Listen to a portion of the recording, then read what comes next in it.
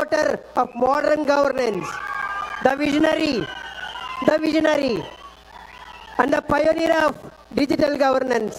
Our ప్రీతమ ముఖ్యమంత్రి వర్యులు మలకపల్లి పులకరిస్తుండగా, పచ్చని పల్లె మలకపల్లి పులకరిస్తుండగా, మన గుండెల్లో ఆనందరాగం మోగుతుండగా ముఖ్యమంత్రి గారి సందేశం విందాం.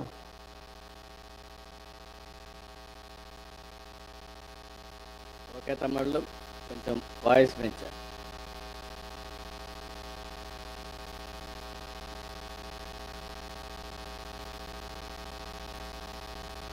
ఈరోజు నేను మలకపల్లి సచివాలయానికి సంబంధించి తాళ్లపూడి మండలం కోవూరు నియోజకవర్గానికి వచ్చాను. ఈ సందర్భంగా గౌరవ శాసనసభ్యులు వెంకటేశ్వరరావు గారు, సహచర మంత్రివర్గ సభ్యులు ప్లానింగ్ బోర్డు చైర్మన్ అయినటువంటి నిమ్మల రామానాయుడు గారు, ఈ జిల్లా మంత్రులైనటువంటి దుర్గేశం గారు, వేదిక పైనున్న కలెక్టర్ గారు, ఇక్కడ బంగారు కుటుంబాలు ఉన్నాయి, అదే సమయంలో మార్గదర్శులు ఉన్నారు.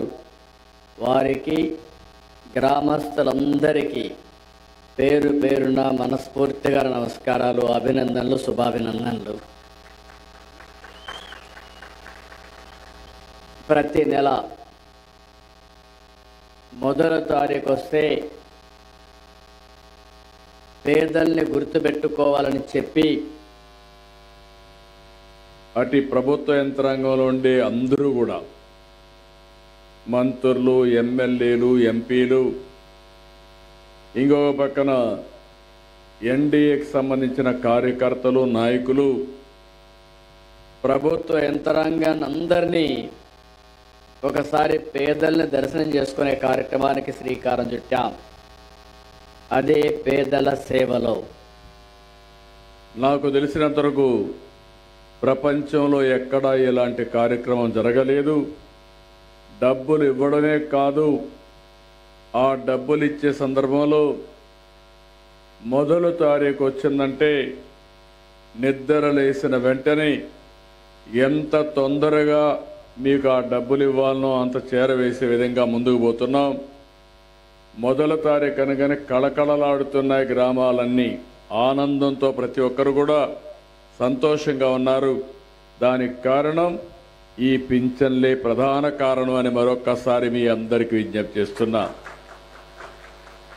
ఇంకొక పక్క మొన్నటి వరకు మీరు చూస్తే ప్రభుత్వంలో అధికార యంత్రాంగానికి జీతాలు వచ్చేటివి కాదు, రిటైర్డ్ ఉద్యోగస్తులకి పింఛన్లు వచ్చేటివి కాదు. ఎప్పుడు వస్తాయో ఎవరికి తెలియదు. వాళ్ళంతా కూడా జీతాలపైనే ఆధారపడతారు. అలాంటి జీతాలు రాకపోతే ఎన్ని ఇబ్బందులు ఉంటాయో అక్కడి నుంచి చాలా ఇబ్బందులు పడే పరిస్థితి.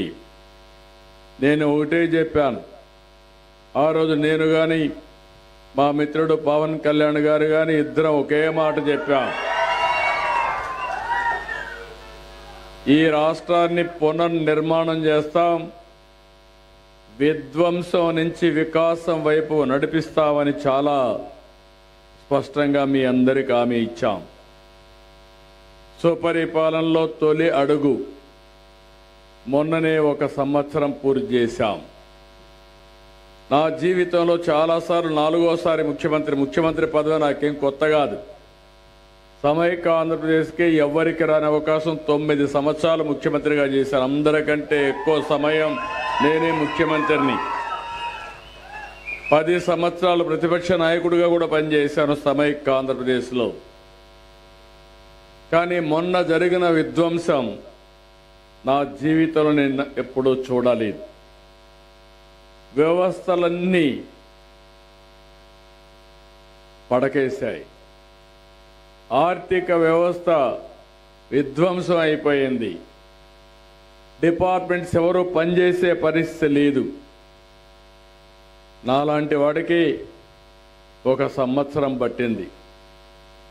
ఈ సంవత్సరంలో మీరు ఒకసారి చూస్తే నేను ఆ రోజు ఒకే మాట చెప్పాను, సంక్షేమాన్ని ఎక్కడా తక్కువ చెయ్యం. అభివృద్ధి కార్యక్రమాలకు కూడా నాంది పలుకుతాం. అభివృద్ధి లేకపోతే ఆదాయం పెరగదు, సంపద రాదు. అప్పులు చేస్తే తిరిగి అప్పులు కట్టలేక అప్పులు ఇచ్చేవాళ్ళు అప్పులు ఇవ్వరు. అదే మాదిరిగా రాష్ట్రం దివాలా తీసే పరిస్థితి వస్తుంది. ఇది ఒక సిద్ధాంతంగా నేను చెప్పాను. అభివృద్ధి చేస్తాను, సంపద సృష్టిస్తాం, ఆదాయాన్ని పెంచుతాం. వచ్చిన ఆదాయం పేదవాళ్ళ సంక్షేమానికి మళ్ళీ అభివృద్ధి ఖర్చు పెట్టి ఈ రాష్ట్రాన్ని బాగు చేసే బాధ్యత మేము తీసుకుంటామని చాలా స్పష్టంగా హామీ ఇచ్చాం. ఆ దిశగా ముందుకు పోతున్నాం. ఈరోజు మీరు చూడండి, ఈ యొక్క సంవత్సరంలో ఒక్క పెన్షన్లు మీరు చూస్తే ఎప్పుడు భారతదేశ చరిత్రలో ఎవ్వరు ఇవ్వలేదు, ఇప్పుడు కూడా లేదు. మన రాష్ట్రంలో మీరు చూస్తే 4,000 ఓల్డేజ్ పెన్షన్, 6,000 దివ్యాంగుల పింఛన్, 10,000 రూపాయలు లెప్రసీ వచ్చినా లేకపోతే డయాలసిస్ చేసుకుంటున్నా ఇబ్బందులను 10,000 ఇచ్చాం. కొంతమంది బెడ్కి పరిమితమై ఇంట్లో వాళ్ళ సేవలు చేస్తూ ఇబ్బందులు పడే వాళ్ళ పట్ల మానవతా దృక్పథంతో 15,000 రూపాయలు పింఛన్ ఇచ్చిన ఏకైక ప్రభుత్వం భారతదేశంలో ఈ ఎన్డీఏ ప్రభుత్వం అని చెప్పి కూడా నేను మీకు తెలియజేస్తున్నా. మనం 4,000, 6,000 ఇస్తే హర్యానాలో 2,500, 2,250, 2,250 ఇచ్చే పరిస్థితికి వచ్చారు వికలాంగులకైతే. తెలంగాణ కూడా రాష్ట్రం రిచ్ రాష్ట్రమైనా వాళ్ళు ఇచ్చే పరిస్థితి. పెద్ద పెద్ద రాష్ట్రాలు ఆదాయం ఎక్కువ ఉన్నాయి, మనతో దరిదాపుల్లో కూడా లేని పరిస్థితి ఉంది.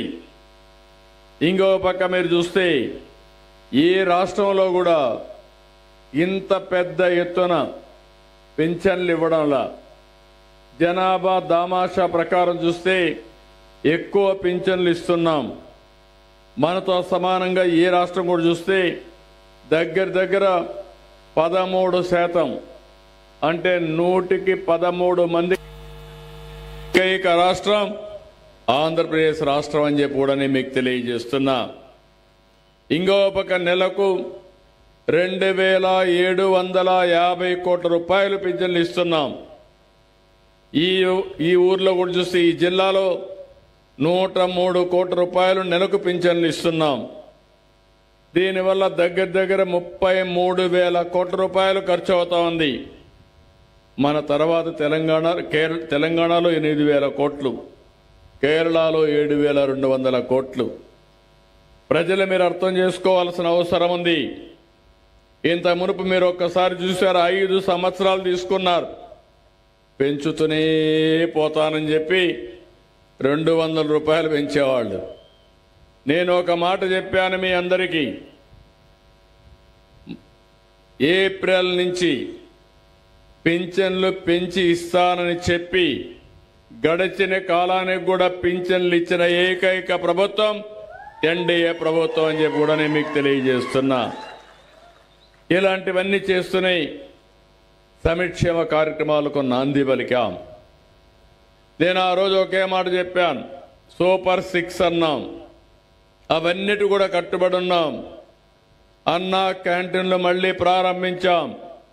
203 అన్నా క్యాంటీన్లు ఇస్తున్నాం. మా ఆడబిడ్డలకి నేనే దీపం పెట్టాను.